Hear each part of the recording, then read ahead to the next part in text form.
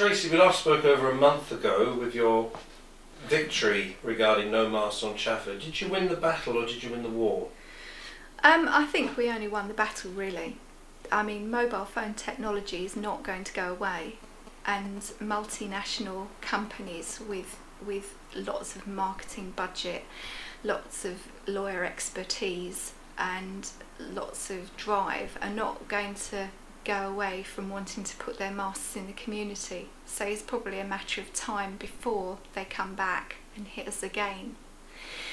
We may have won the council planning decision on one of the masts. The other one was withdrawn for a technicality. So it allowed O2 to walk away from this situation, but ultimately they are going to want to come back, I believe. This always sounds a bit like an academic question. What did you learn from the whole experience? I learned that it was very stressful to have to, as a single individual with no budget, go up against a national corporation. I found that it was hard work having to deal with professional people at a high level who didn't see me as a professional person, who saw me as an annoying resident.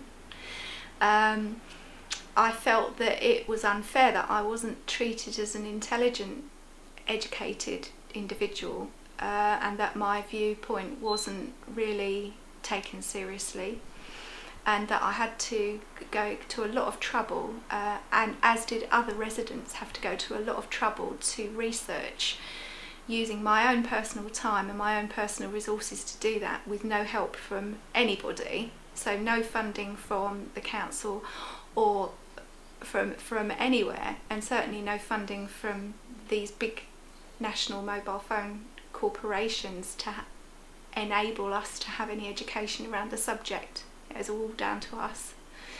That's something I learned. Since our website started, there's been a series of campaigns in the borough. It's relevant we're saying this with the general election call today. Yeah. Corringham car parking charges, save the Tilbury ferry, save the horses in South Ockenden, and yourselves. And it's shown people, the first things I've done is form Facebook sites, get websites up. Is it showing that the argument or the methods of protest have changed? I believe it has. I mean, the internet is a great communication tool. It's the war can't be won on your own. I can't win the battle for mobile phone masts on my own. It has to be a community effort. How you engage with that community, how you communicate with them. The internet provides a really good channel for that. I mean, I can only speak to so many people, I only have so much time.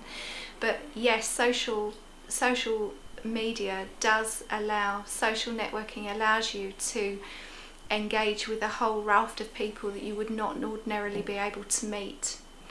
But is it also quite hard in that you put yourself out there, you stick your chin out, you know, you'll get the people with personal snipes and comments on comment pages, etc.?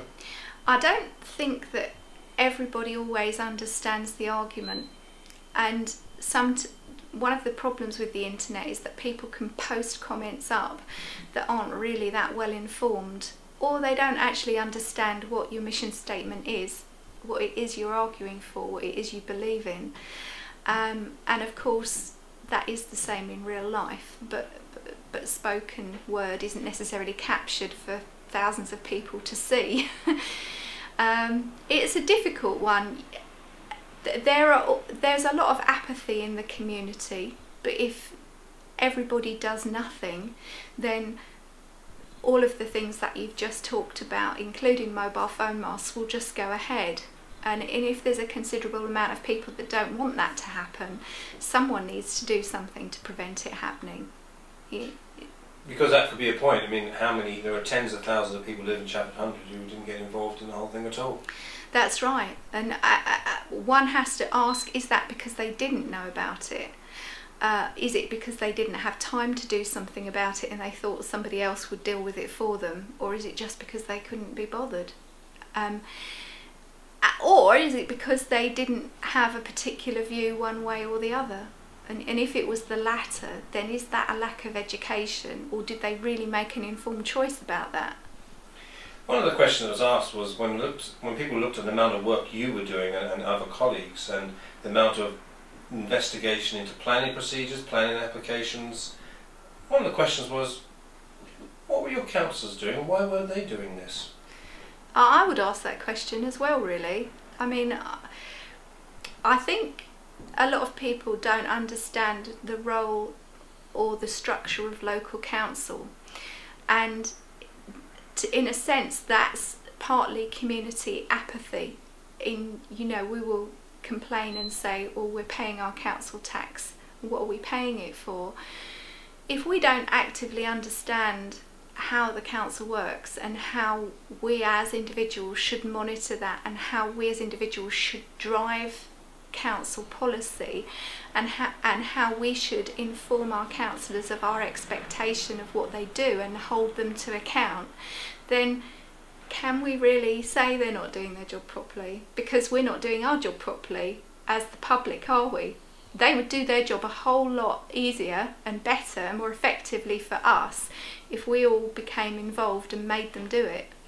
But is that without prompting things? We're going out and about and borough every day, and one of the things we're going to do a couple of hours' time is go into a particular ward in the borough and ask people about the election. Now, a lot of people are probably going to go, regarding politicians, they're all the same and I'm not going to bother voting. Is that a disappointing attitude? It is, because they're not all the same. There were councillors in C100 who were very, very proactive in helping the No Masts on Trafford cause, and who were very vocal and met with O2, collaborated with us, provided information, provided some resources. The councillors were good. Some hands were tied behind backs because of statute, where they couldn't be involved. I think it is difficult if you're asked to vote for something you don't understand. Primarily you need to make it your business to understand. We live in a democratic country where we have a right to vote in people to act on our behalf, and if we don't make it our business to vote for the right people so the right people get into power, do we really have the right to criticise what they're doing?